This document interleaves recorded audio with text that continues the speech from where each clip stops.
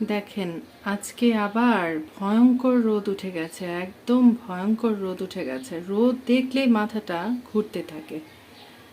তো যাই হোক, কয়েকদিন একটু ঝিরিঝিরি বৃষ্টি হয়েছে, খুব যে বেশি বৃষ্টি হয়েছে তা না। তারপর ওয়েদারটা মোটামুটি একটু ঠান্ডা ছিল। আজকে ভয়ঙ্কর রোদ আর অনেক গরম লাগছে, সে কারণে আজকে বিশেষ কোনো রান্না বান্না নাই। আজকে হচ্ছে আলুর ভর্তা বানাবো, ঝাল ঝাল করে আলুর ভর্তা বানাবো, ডাল চচ্চড়া করব। আর গতকালকের অনেক রান্না আছে, চিকেন আছে, তারপর মাছ তরকারি আছে, অনেক কিছুই আছে। তো অনেকগুলো আলু সিদ্ধ দিয়েছি, এখান থেকে মানে ভর্তা খাবো। আর হচ্ছে আলুর চপও বানাতে পারি, অথবা আলুর পুরি বানাতে পারি। এটা বিকেলবেলা ঠিক করব আসলে কি বানাবো।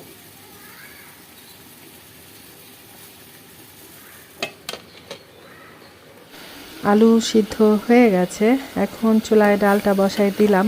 এখানে পেঁয়াজ, কাঁচামরিচ, আদা রসুন বাটা, হলুদের গুঁড়া, ধনিয়ার গুঁড়া, অল্প করে একটু মরিচের গুঁড়া, কাঁচামরিচ, তেল, লবণ সব একসাথে দিয়ে খুব ভালো করে উল্টে পুল্টে ডালটা কষাই নিচ্ছি। আসলে আমি এক এক সময় এক এক ধরনের ডাল রান্না করি, সব সময় বলে থাকি ডালের কিন্তু অনেক ধরন আছে। তো যাই হোক, এখন পরিমাণ মতো পানি দিয়ে দিলাম। এটা ঘন ডালও হতে পারে, আবার চচ্চড়া ডালও হতে পারে, দেখা যাক কি হয়।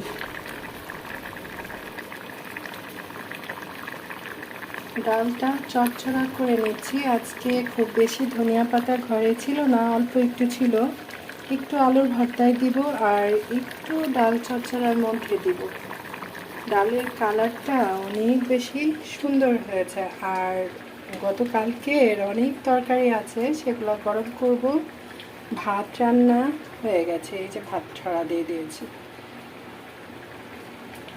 আলুর ভর্তা বানানোর জন্য এখানে এই যে পেঁয়াজ ভেজে নিয়েছি, ধনিয়া পাতা, তারপর অনেকগুলো শুকনো মরিচ নিয়েছি।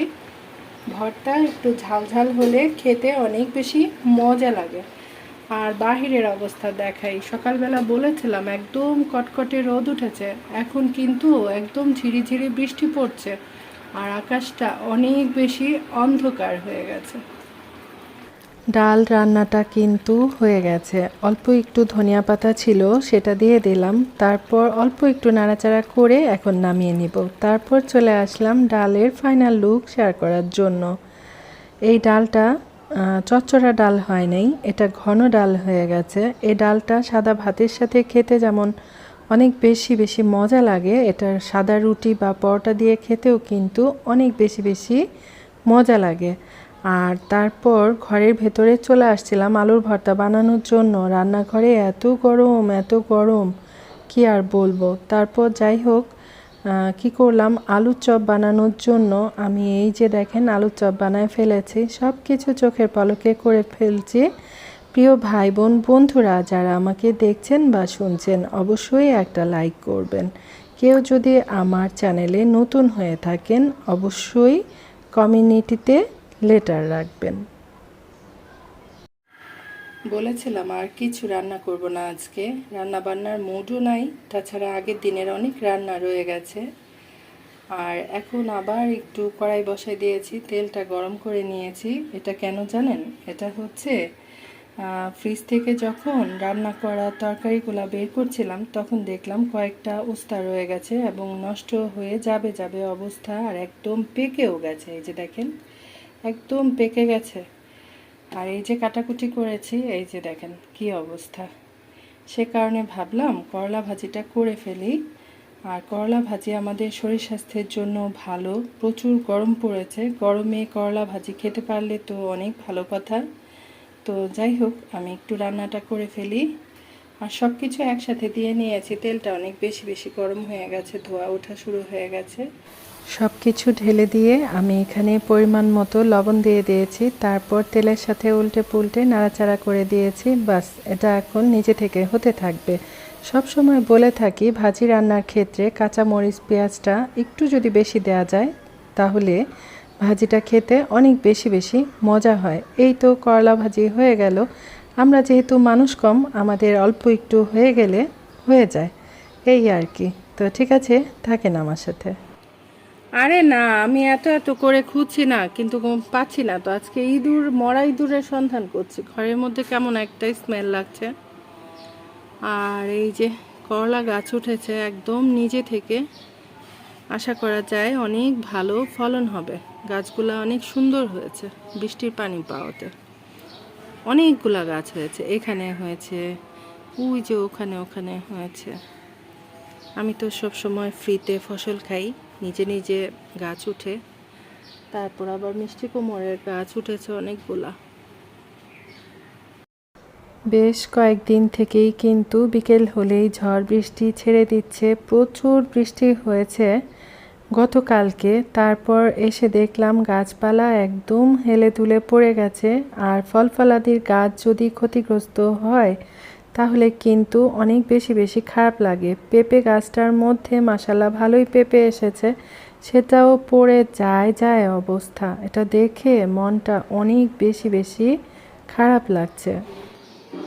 আমরা গাছটা দিনে দিনে অনেক বেশি বেশি সুন্দর হয়ে যাচ্ছে মাশাআল্লাহ। পাতাগুলা একদম চিকচিক করছে। আর আমরা গাছের তলায় কত সুন্দর মিষ্টি কুমড়ার গাছ উঠেছে দেখেন। ওই যে আমি সবজি খেয়ে দানাগুলা বাহিরে ফেলি, সে কারণে নিজে থেকে অনেক সবজি উঠে থাকে। গাছপালা দেখতে এত সুন্দর লাগে, এত সুন্দর লাগে। আর ওই যে খালাম্মাদের আম গাছের পাতা পড়ে আমার এখানে আবার জঙ্গল হয়ে গেছে।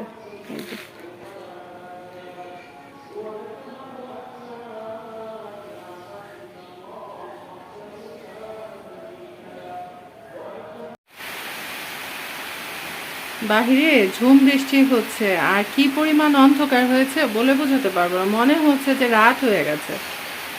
আর আমি চলে আসলাম কি করার জন্য? আমি চলে আসলাম ঝাল ঝাল আলুর চপ ভাজার জন্য।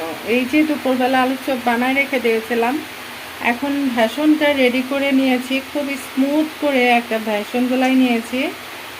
আর কি যেন বলে, এই যে এখানে তেলটা গরম বসাই দিয়েছি। বাহিরে বৃষ্টি হচ্ছে, অনেক সাউন্ড হচ্ছে, সে কারণে একটু জোরে জোরে কথা বলছি। আজকে সকালবেলা খেয়েছিলাম রেডিমেড নাস্তা। তারপর হচ্ছে দুপুরে খুবই হালকা পাতলা রান্নার আয়োজন ছিল। সব সময় খেয়াল করে দেখবেন ভারী রান্না করতে ভালো লাগে না, আবার বেশি ভারী খাবার কন্টিনিউ করতেও কিন্তু ভালো লাগে না। সে কারণে মাঝে মধ্যে হালকা পাতলা খাবার খেতে হয়, আবার হালকা পাতলা রান্না বান্না করতে হয়। তাতে করে হয় কি, শরীর স্বাস্থ্য ভালো থাকে, আবার শরীরে রেস্টও হয়, তাই না? আর এই তো এখন সন্ধ্যাবেলা আলু চপ ভাজাভুজি করছিলাম, আর বলছিলাম যে আমার বাবা মা ভাজা পোড়া খেতে অনেক বেশি বেশি পছন্দ করে। আসলে আমার তো ছেলে বাচ্চা নাই যে কোনো একটা কিছু রান্না করে বলবো যে বাবা এগুলা একটু নানা নানুকে দিয়ে আসো, এগুলাই আর কি মনে মনে ভাবছিলাম। আর আলুর চপ ভাজাভুজি করলাম। আর বাবা মায়ের যে জিনিসটা অনেক বেশি বেশি পছন্দ করে খায়, সেটা নিজে যখন খাই অনেক বেশি বেশি খারাপ লাগে। তো এই হচ্ছে বিষয়টা।